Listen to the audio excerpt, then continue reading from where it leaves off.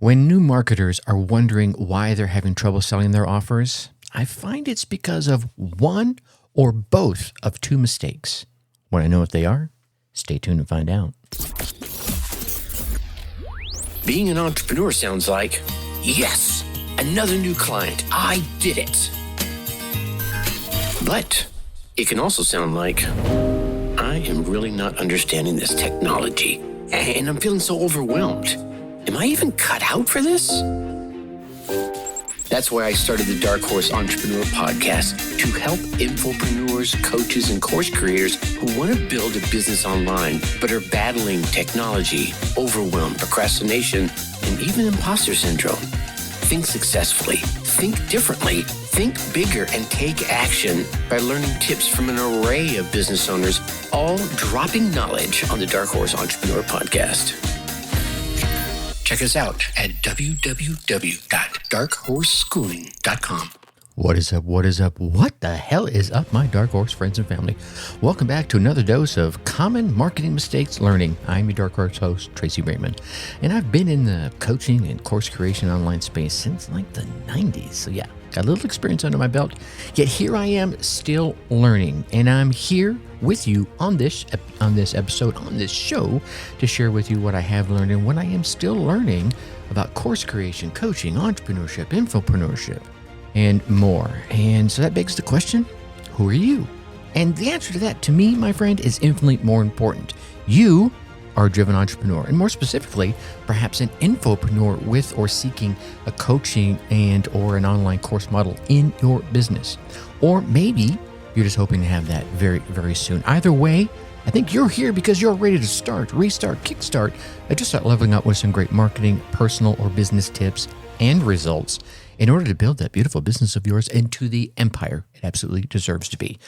Whew, man, we got a chock-filled week for you, but we're going to start talking about those new marketers out there. And, you know, like I asked at the beginning of this episode, when new marketers are wondering why they're having trouble selling their offers, I find it's generally because of one or both of two mistakes. Conversely, I find that those higher paid online marketers are not making these mistakes. Maybe that's why they're so successful. But what are those mistakes I can hear you asking out there? Well, let's get right to it, shall we?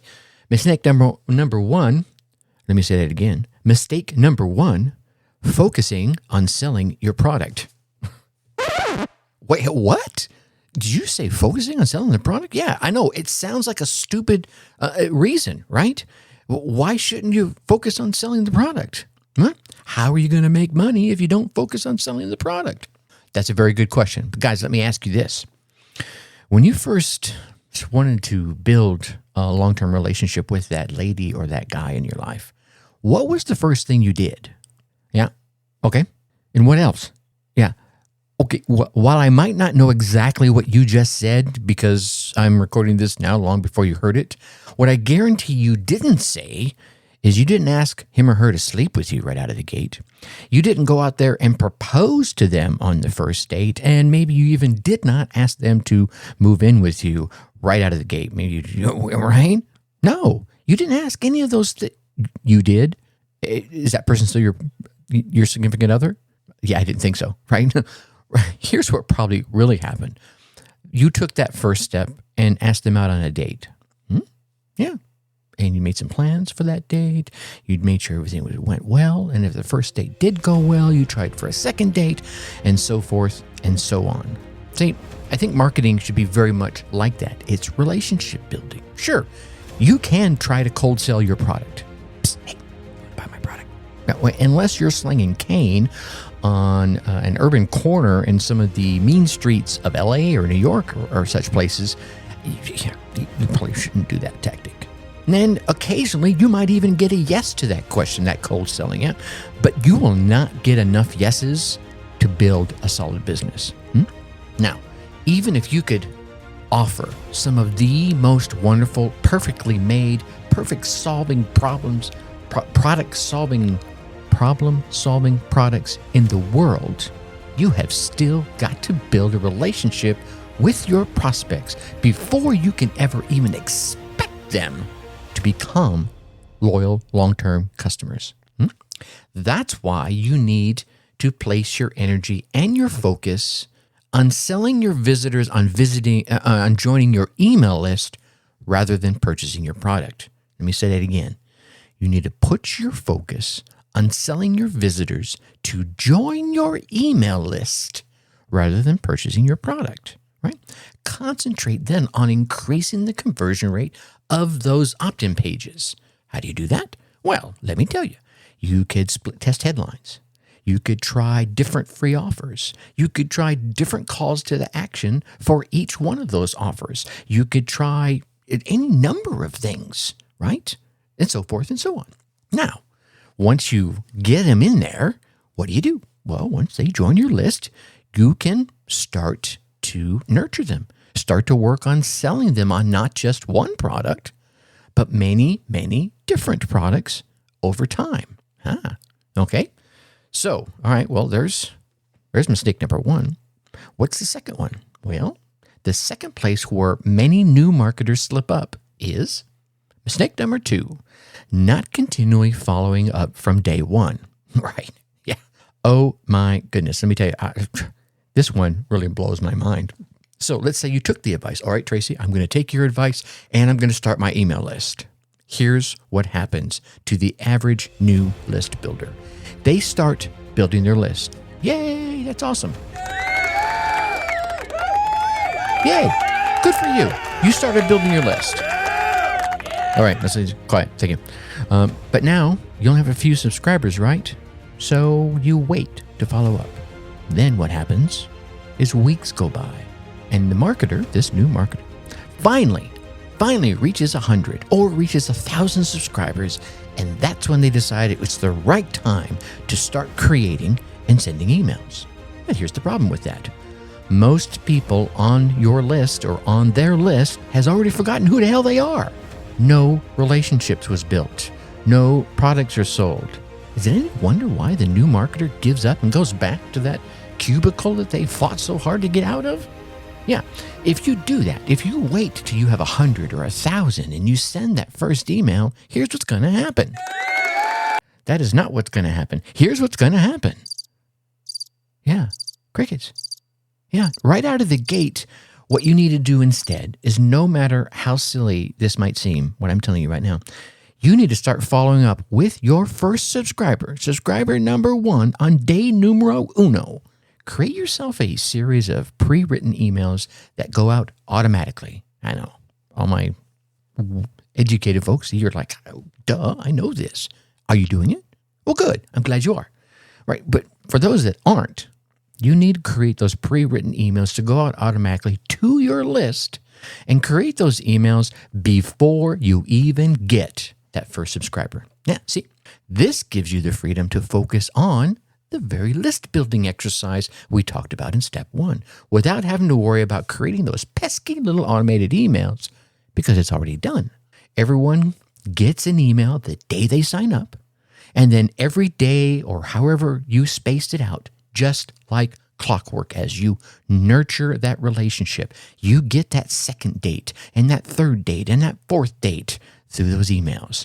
They quickly become accustomed to hearing from you and, in fact, begin to expect to hear from you because you're adding value. You are adding value, right? Yeah, of course. And then when you finally send that email to that entire list with your latest offer, they remember you, they connect with you, they're far more receptive to you and what you have to say. I'm not saying they're going to buy everything you promote, but they're certainly, quite possibly, going to be willing to check it out if it's the right time. Let me give you one bonus tip here. This isn't a mistake that our folks made, but here's an extra tip when it comes to this. Email segmentation, right? Many of you have heard this, some of you may have not. So as you're going through the testing phase, maybe you try different freebies, lead magnets, right? Maybe you have a lead magnet on list building. Okay. Maybe later on you try a lead magnet on podcasting, right? We're going to talk about my world for a minute. And then later on you have a lead magnet about build your own course, tips about that. Now, as you go through those different lead magnets, what you're going to want to do when someone comes in and signs up for your emails, you're going to want to tag them based on what freebie you sent them, because that's going to help you identify what it is that they're in need of. If someone comes in when you finally drop that podcast, how to create your own podcast freebie, well, then clearly you have an idea of what it is they're interested in. Well, they would like to build a podcast. So you might take that same set of emails that you were putting out about creating their first course and maybe mold them to how to create your first podcast instead. A lot of the same things would apply, right? Okay.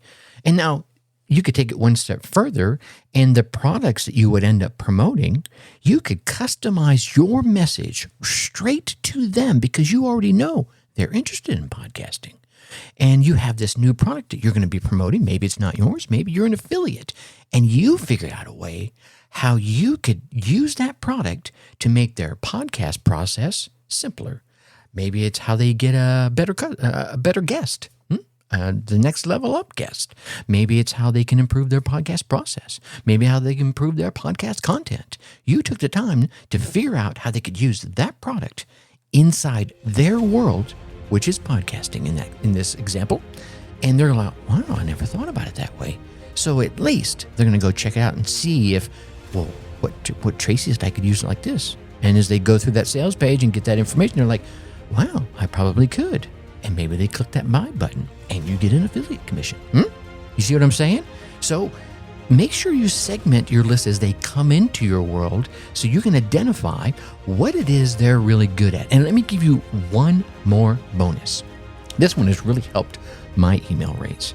As you send emails out, and there'll be a subset of folks that will always open those emails, at least a high percentage of the time. Segment those guys out, and maybe you have a sub-list called has opened.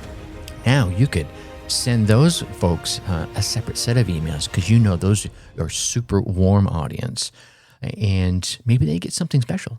And you let folks know as part of your email series that, hey, for those folks that frequently open my emails, you guys get bonus content, whatever that content might be, right? Some sort of % off thing or a special opportunity or, a private mastermind or part of a Facebook. I'm going to let you in on something I'm doing special on Facebook before it happens so they can be there to enjoy it live and ask you questions.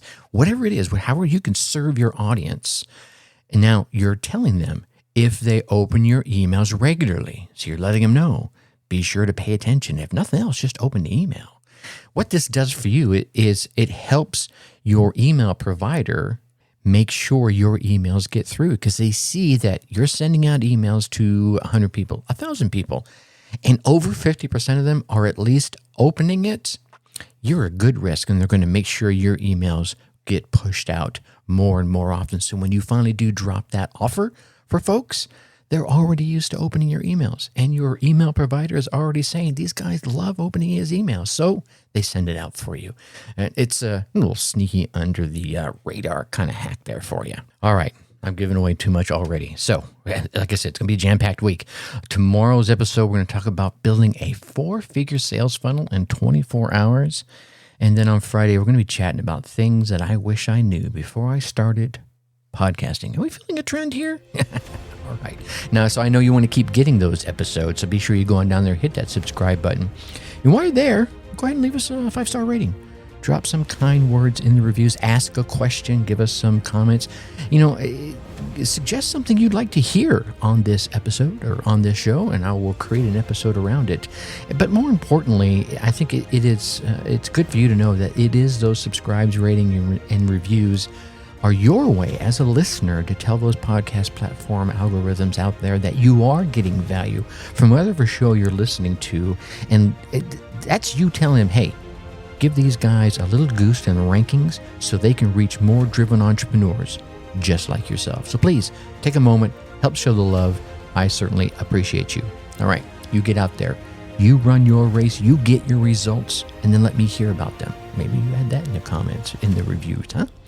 Until next time, think successfully and take action.